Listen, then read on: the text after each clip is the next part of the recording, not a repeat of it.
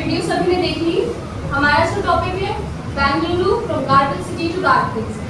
बेंगलुरु एक typical garden city हुआ करता था। वहाँ का नेचर बहुत ही ज़्यादा ओवरवेलमिंग था, बहुत ही अच्छा था। लोग उसको देख के उनको अच्छा फील होता था और वो अपनी किसी भी हमें कई प्रॉब्लम्स हुई तो हम गवर्नमेंट में बैठकर बहुत अच्छा समझते हैं।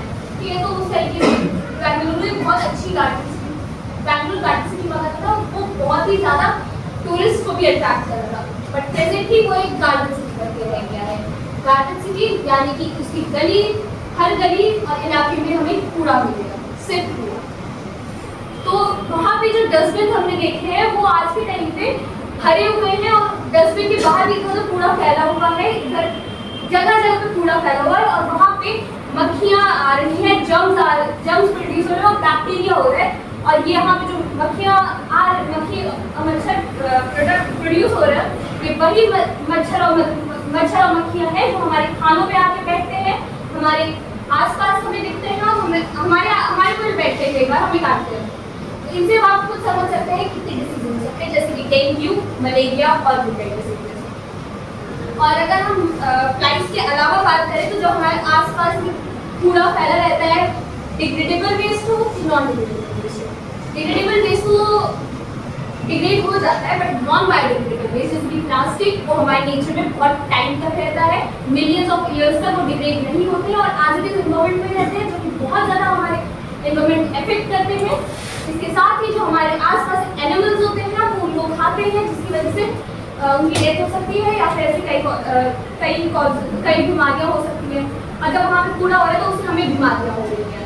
ठीक है, और कूड़ा जब एक्सेस में हो जाता है, लोगों को बहुत ज़्यादा उससे परेशानी होती है, तो उन्हें भी उसे rid चाहिए होता है, उससे छुटकारा चाहिए होता है, तो वो क्या करते हैं, उस कूड़े को जला देते हैं। कूड़े को जला देना उनके लिए तो सॉल्यूशन होता है, बट हमारे एनवायरमेंट के लिए वो एक कर्स है। इससे जब हम कूड़े को जलाते हैं, प्लास्टिक्स को जलाते हैं, तो उससे कई हार्मफुल गैसेस प्रोड्यूस होती है, जैसे कि मीथेन, जो हमारे ह्यूमन बॉडी के लिए बहुत ज़्यादा हार्मफुल है, एनिमल्स भी बहुत ज़्यादा हार्मफुल है, हमारे नेचर में बहुत ज़्यादा। तो मैं अब सत्यांशु को बुलाना चाहूँगी, वो आपसे इस रिलेटेड कुछ क्वेश्चन पूछेंगे।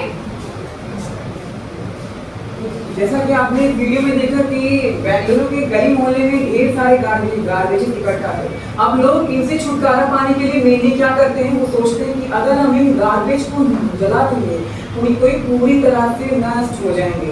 अब मैं आपसे ये क्वेश्चन पूछना चाहता हूँ कि अब जब इन गार्बेज को हम जलाते हैं, कूड़े को हम जलाते हैं, तो इनसे हम पर और हमारे एनवायरनमेंट पर क्या अफेक्ट पड़ता है? क्या कोई आंसर करना चाहता है इसका?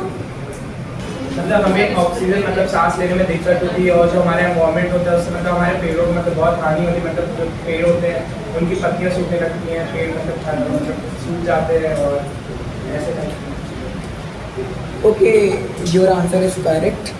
And anybody? यू? हमारे एनवायरनमेंट में जब हम कूड़ा जलाते हैं तो बहुत डेंजरस गैस प्रोड्यूस होती है मीथेन, जो हमारे एनवायरनमेंट के लिए, और इसकी वजह से हमें बहुत सारी बीमारियाँ हो सकती है, जैसे एस्थमा और भी disease. Absolutely correct answer. You? हमारे यहाँ ग्लोबल वार्मिंग जो हमारी बहुत ज़्यादा डिस्टर्ब होती है और इन्वायरमेंट में बहुत सारे डिसीज़ भी फैलते हैं, जिससे बहुत ज़्यादा इन्वायरमेंट को भी अफेक्ट करती है। हाँ, बिल्कुल सही। अब हमें इसके कई सारे आंसर मिले हैं, काफ़ी अच्छे आंसर थे। अब मैं अपने दोस्त दिवाकर को आमंत्रित करना चाहूँगा कि वो आपसे एक प्रश्न पूछे। अभी मेरे दोस्त सत्यांशु ने आपसे एक प्रश्न किया मेरा दूसरा प्रश्न ये है कि जो सिटीज़ हैं वो गार्बेज क्यों फेस कर रही हैं? आंसर देना चाहेगा? lack of proper planning. Irresponsible citizen behavior. और जो मैं अपने दोस्त नैन्सी को बताता हूँ वो सॉल्यूशन सिस्टम। जैसा कि आपने सुना बाकी मेरे तीनों साथियों के बारे में जो उन्होंने बताया गार्बेज से रिलेटेड जो बेंगलुरु में चल रहा है, तो आपने देखा होगा कि जो आपके एरियाज में कई सारे कूड़ों के ऐसे झुंड से बने रहते हैं। तो आपको क्यों लगता है कि ये सब क्यों बने हुए रहते हैं? कोई रीजन इनके पीछे? तो इससे पीछे आपने अभी जैसे आंसर बताया, लैक ऑफ अवेयरनेस, मतलब लोगों के पास इतनी ज़्यादा नॉलेज नहीं है या लोग के पास नॉलेज होते हुए भी वो लोग ये कर रहे हैं, जो कि ये बहुत ही ज़्यादा गलत है। आपने देखा होगा आपके गलियों में गाड़ियाँ आती हैं, जैसे वो लोग एक सॉन्ग प्ले करते हैं, गाड़ी वाला है घर से कचरा निकाल। कई सारे पीपल्स होते हैं जो उसमें डालते हैं और कुछ लोग होते हैं जो कि नहीं डालते। ये काफ़ी ज़्यादा गलत चीज़ है। और आपने देखा होगा कि जो गाय वगैरह होती हैं वो प्लास्टिक को खा लेती हैं, कई बाकी सारे भी जो एनिमल्स होते हैं उन्हें वो खा लेते हैं। तो उनको खाने के बाद जो उनके जो डाइजेस्टिव सिस्टम में जाते हैं वो डाइजेस्ट नहीं हो पाते हैं अच्छे से, जो कि अब वो लोग मर रहे हैं। तो हमारी जो सॉइल है उसकी जो फर्टिलिटी है वो काफ़ी ज़्यादा कम होती जा रही है, जिसके कारण जो हमारे जो और भी ज़्यादा जो हम लोग क्रॉप प्रोड्यूस कर रहे हैं वो काफ़ी ज़्यादा उनमें जो न्यूट्रिशन जो वैल्यू है वो काफ़ी ज़्यादा लॉस होती जा रही है। तो अब दीदी आएंगी और वो अच्छी अब कोई इसके लिए सॉल्यूशन बताना चाहेगा? According to me, we should avoid using polybags. We should use as much as possible some degradable bags like jute paper bags, which can degrade in our environment and which will help us in future. Very informative advice. Thank you. Anyone else?